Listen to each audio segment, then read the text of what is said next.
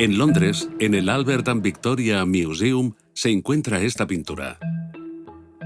Es una obra de 1615 llamada Fiesta del Omegang, y en ella, el pintor flamenco Dennis van Alslot representa un desfile de gremios en Bruselas. Los que conozcan las fiestas de la Virgen podrán ver representados en esta magnífica obra algunos elementos bastante familiares. Un capitán con un bastón de mando, un alférez abanderado, arcabuceros, incluso encontramos pajes. ¿Cómo puede una tradición tan arraigada en la ciudad de Yecla estar representada en un cuadro flamenco de principios del siglo XVII? La clave está en un ejercicio militar que se celebró entre los siglos XVI y XVIII. Ese entrenamiento es lo que llamamos un alarde. El alarde que se ha conservado en Yecla es el mismo que se hacía en otros territorios. Pero, como en esos otros territorios, y por eso es tan importante que se haya conservado en Yecla, mantiene una serie de símbolos que a los yeclanos nos parecen ordinarios, pues como la bandera, como el paje, como las punchas, o sea, las alabardas. Eso que se da en Yecla no era específico de Yecla, estaba en todos sitios, pero solo se conserva con su significado en Yecla. Eso es lo que le hace tan extremadamente rica las fiestas de la Virgen.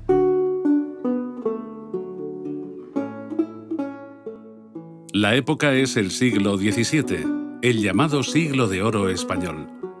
Pero la realidad es que el oro parece que solo brillaba en las letras y pinturas de nuestros grandes creadores. Nos encontramos en el reinado de Felipe IV, de la Casa de los Austrias, en un marco de crisis total. Crisis económica debido en parte a las continuas guerras exteriores, devaluación de la moneda, impuestos asfixiantes, bajo nivel de natalidad, cruentas epidemias, entre las que destacan las de peste, que se repetían periódicamente, coincidiendo con grandes hambrunas. Las cosas no pueden ir peor para el rey de España. Guerra en Cataluña, guerra en Portugal, incursiones desde la costa. Había un tema complicado de gestionar y costoso de mantener: la defensa del reino. Las milicias concejiles o municipales son herederas de las milicias provinciales y de reserva que databan de la época de los reyes católicos. Surgen como ejército de reserva y su finalidad es la de ejercer la autodefensa cuando el reino no la podía asumir, algo frecuente en el siglo XVII. Un grupo de personas que son ciudadanos, que son vecinos, tienen la obligación de defender el bien común. Pero claro, no pueden salir a la calle y hacerlo individualmente. Tiene que ser la autoridad política quien le dice: a partir de ahora ustedes ya no son simplemente unos particulares con su arcabuz, forman parte de una compañía. Son la expresión defensiva de una sociedad que se protege a sí misma, que unos cuidan de otros. Ese ritual que define el sentido de la ciudad, que funcionaba en todo el mundo para protegerse de las amenazas, solo se conserva en Yecla. Mientras tanto, el rey sigue enfrascado en largas campañas europeas. Un ejemplo es la llamada Guerra de los 30 años con la Francia de Luis XIII. Las tropas castellanas se dirigían a este país por Cataluña. Hay un clima de malestar y hartazgo. En 1640, reinando Felipe IV, el conde y duque de Olivares, que llevó una política centralizadora frente a las que habían tenido los Austrias anteriores, provoca que haya una sublevación en Cataluña, precisamente el día del Corpus. El día del Corpus. El día del Corpus, del 40. De 1640. En 1642 se convocan a milicias y a Yecla le corresponden aportar 100 milicianos, porque hay un conflicto territorial muy fuerte, muy sangrante para la monarquía en ese momento. El rey Felipe IV manda que se hagan levas de hombres en las distintas villas a fin de poder acabar con esa sublevación que hay en Cataluña. Lógicamente, podemos suponer que no habría muchos voluntarios. No, normalmente decir a la guerra... No habría, porque decir vamos a la guerra, pues es lógico que la gente dijera no. La gente no tenía mucho entusiasmo por ir, por eso cada vez que había una recluta salían corriendo en cualquier dirección. El proceso de reclutamiento siempre era muy complicado. En el reclutamiento de 1641, en los campos de Tarragona, los milicianos que van de Yecla prácticamente mueren, el 80% de ese reclutamiento, de esa de gleba. hambre, de enfermedad. En la guerra se moría poco de tiros. Se nombra capitán de las milicias yeclanas a Martín Soriano Zaplana y le es concedida la caja y la bandera de la ciudad. Y parece que Zaplana él había luchado y que tenía cierta fama de ser valiente, ¿no? Valiente, mantenía el respeto y sabía eso. Con capacidad de mando, Claro. y era aperador, maestro de carros, como Sí, tú sí, dices. sí, sí. Y como aquí, precisamente por estar en este sitio de paso, que había habido bandoleros. Y Zaplana se va, 3 días estuvo en la Sierra Salina, trayéndose a los bandoleros a la cárcel. Sí. Ese mismo día 30, entre las 11 y las 12 de la noche, todo el concejo en pleno sale en secreto del ayuntamiento, acompañados por un cerrajero, para, por sorpresa, prender a los prófugos en sus casas o a sus familiares. Será una larga y terrible noche de detenciones, tanto a desertores como a algunas de sus esposas, llena de gritos y lamentaciones. Esa dificultad de la que se hablaba antes de completar los reclutamientos. De hecho, el del 42, así lo atestiguan los documentos, la gente se escondía en cualquier sitio, porque evidentemente tenían la referencia del reclutamiento anterior y lo que suponía marchar a la guerra, y suponía ir a un sitio que, bueno, porque desconocido, y que se iba, pues eso, a morir fundamentalmente. 1642 es la fecha clave y se van para medio año y cumplieron el medio año. Se fueron de aquí a Almansa. Van a Almansa, de Almansa van a Chinchilla, allí se reunieron con otros más, y de Chinchilla Albacete. Albacete. De Después se vuelve a Requena. y después a Requena. A Requena. De Requena a Valencia. De Valencia A Castellón. Castellón Y de Castellón hasta Vinalós, que es el destino que se les da a esta compañía de milicianos para integrarse en las compañías provinciales. O sea, van a habitar, van a quedar ubicados en el llamado Castillo de San Sebastián. Donde ellos dormían, estaban ahí, el medio año está prácticamente igual.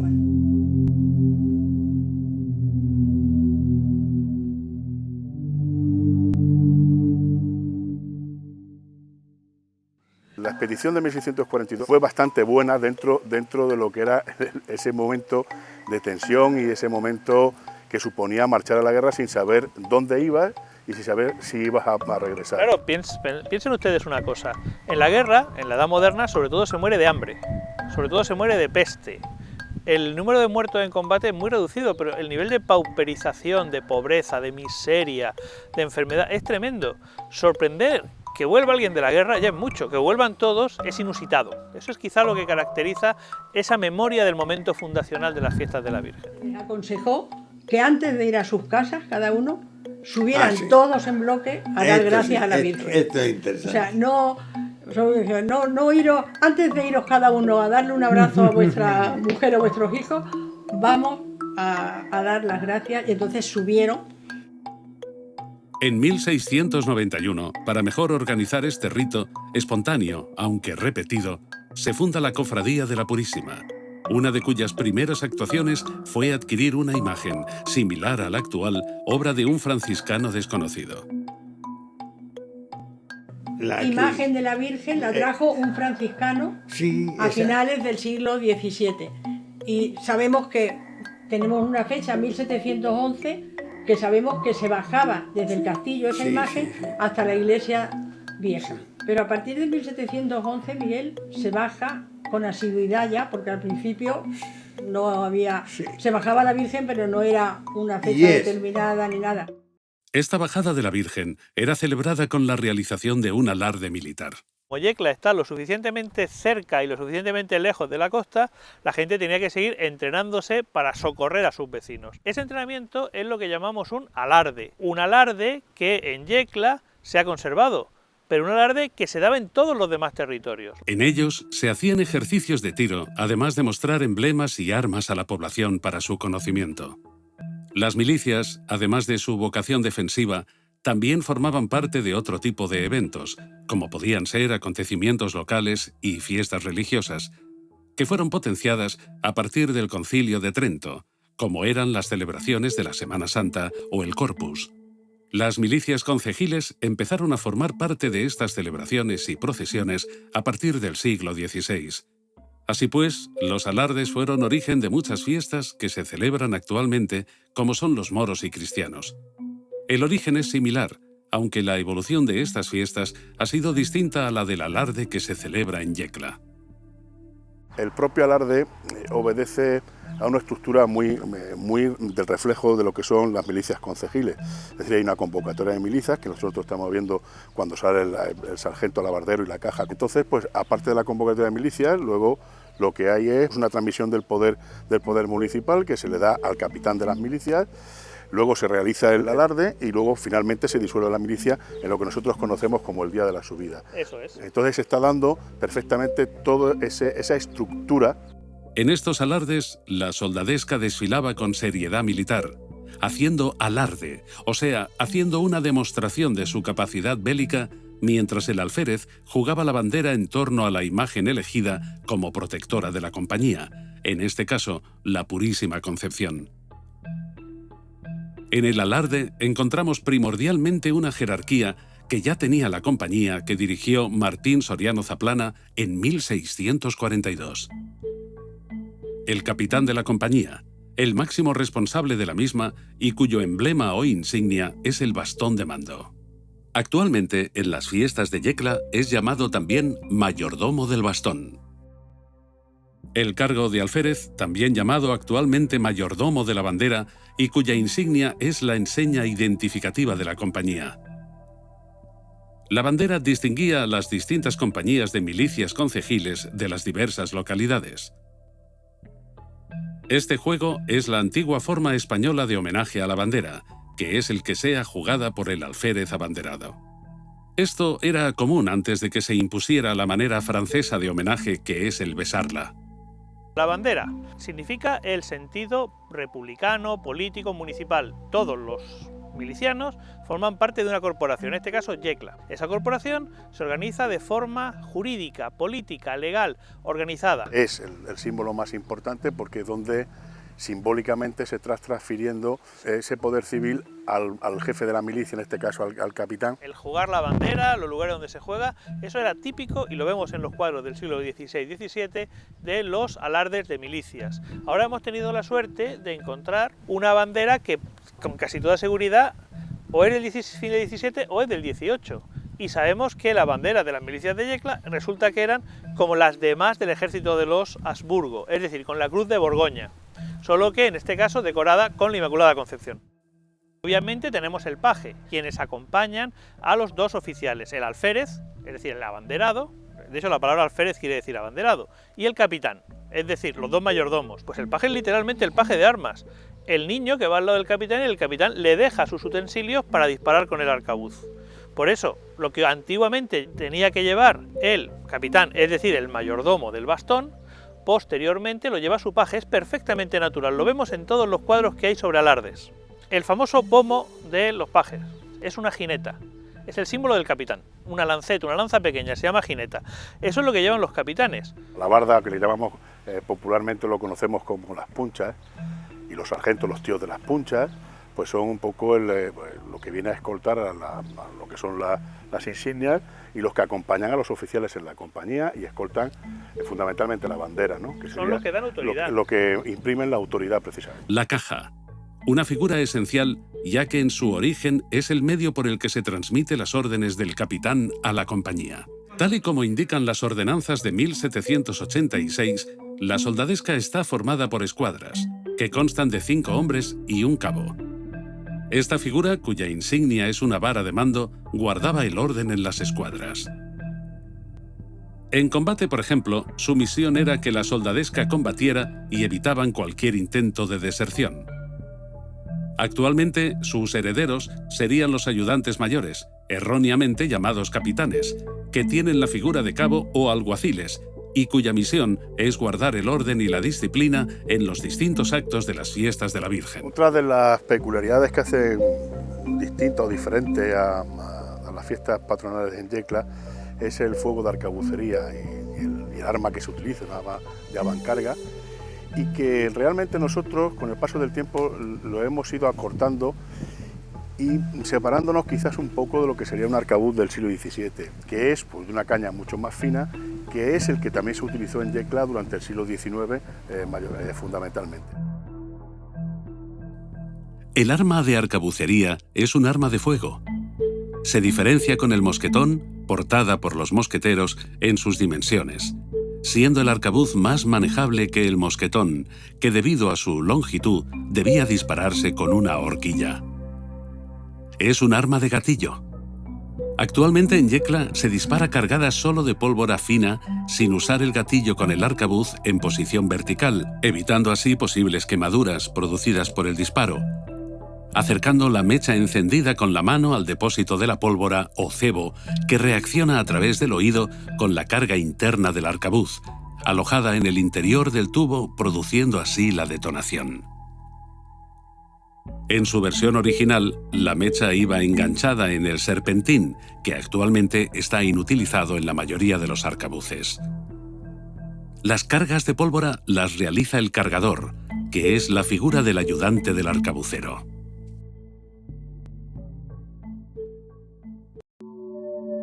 Lo que nos identifica a nosotros, y es muy importante, es que el rito se ha mantenido prácticamente intacto.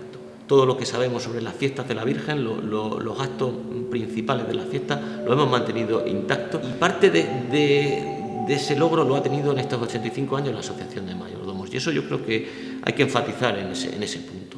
Las adiciones que se hacen, pues desde el catolicismo posterior al Concilio Vaticano, al Vaticano I, no al Vaticano II, y del catolicismo de los años 30-40, han superpuesto elementos, no han reformado elementos. Es decir, si cogemos los reglamentos de milicias y las descripciones de milicias de la ciudad de Murcia del siglo XVII, son iguales que las de Yecla. Creo que el hecho de que lo haya mantenido intacto es algo que se reconoce más incluso fuera de Yecla que dentro de Yecla. No en vano, las fiestas de la Virgen tienen la catalogación como fiestas de interés turístico nacional, en este caso concesión otorgada precisamente por el gobierno estatal, y también pues algo que yo creo que es muy relevante, el hecho de que hayan sido consideradas como bien de interés cultural inmaterial. Estamos hablando de unas fiestas de la Virgen que tienen un pozo histórico muy importante y que se ha sabido mantener durante muchísimo tiempo y hoy por hoy se mantiene. Yo siempre digo que la fiesta de la Virgen, el número 3 es muy importante, se dan 3 vueltas al pino, la arca cerrada son 3 toques. También hay 3 poderes dentro de la fiesta de la Virgen, porque está la iglesia, está la soldadesca y está el poder civil, que es el alcalde. Las fiestas tienen 3 patas para vivirlas, que son la devoción, que son el hacer todo el ritual, la tradición, y son la fiesta, lo lúdico, el compartir, el pasarlo bien. Las fiestas de la Virgen desaparecen si una de esas patas desaparece. No podríamos entender el alarde que estamos haciendo sin ese componente devocional tan fuerte y tan marcado, y que, como decíamos al principio, eso se debe a que hay una cofradía que es la que se encarga de mantener ese alarde de corte civil y que, bueno, pues que se ha perdurado hasta nuestros días. No son contradictorios, es decir, no es contraponer una fiesta civil con una fiesta religiosa. En Yecla se funden, y de hecho si el alarde pervive gracias a la protección del reconocimiento de la Inmaculada que le hace Carlos III. Así es que no es cuestión de separar nada, es cuestión de disfrutarlo en su plenitud y de darse cuenta cómo un trabajo conjunto permite un patrimonio global. Tenemos que seguir trabajando y sobre todo seguir siendo ese cordón de enlace que une a los yeclanos y que mantiene viva esta tradición que yo creo que es la más importante que tiene Yecla y que conserva. Es un arca que tenemos que guardar bien bajo llave y custodiarla para que futuras generaciones puedan disfrutarla como la hemos disfrutado nosotros y como la disfrutaron, como nos enseñaron nuestros antepasados a nosotros. Tengamos una cosa muy clara, da igual que uno sea mayordomo, da igual que uno sea tirador, da igual que uno sea espectador, todo el mundo forma parte de las fiestas, todo el mundo se incorpora a la fiesta, eso es importante. La fiesta no está limitada ni a quien sale tirando, ni a quien sale cargando, ni siquiera a quien es de la asociación, al contrario, es la fiesta de todo el pueblo, porque la compañía, al ser autorizada por el ayuntamiento, encarna al pueblo, eso es lo fundamental.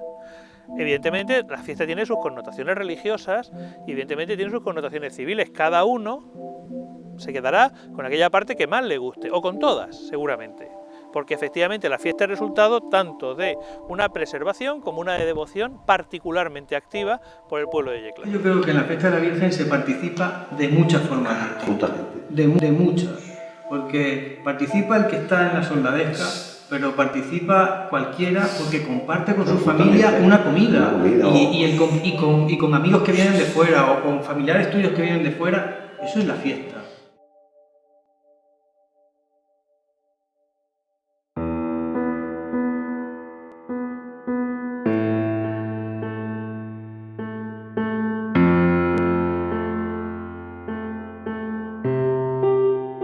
Se vive entre la alegría y la tristeza en muchas ocasiones. Alegría porque los que vivimos muy adentro de las fiestas nos pasamos todo el año esperando a que lleguen, y luego la tristeza porque es el momento en el que nos acordamos de aquellos que ya no están, de aquellos que nos han inculcado estas fiestas de una manera tan apasionante.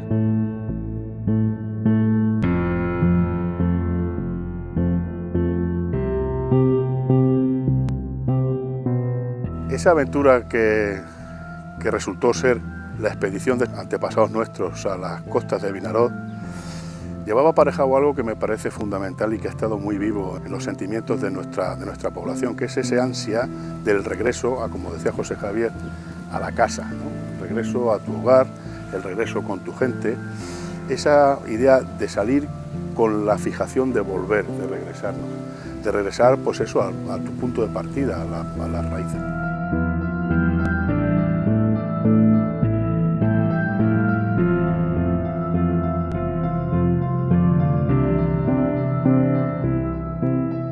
Diciembre es sobre todo azul por muy nublado que esté, y lo sabemos estemos en Yecla o estemos en cualquier sitio. Venir de un sitio, venir de una ciudad, venir de un pueblo como es el nuestro, de gentes libres, de gentes que mantienen la tradición y que avanzan y que no tienen miedo a salir, es recordar que podemos ser mejores de lo que somos. Eso es lo que nos aporta la fiesta y eso es lo que tenemos que defender.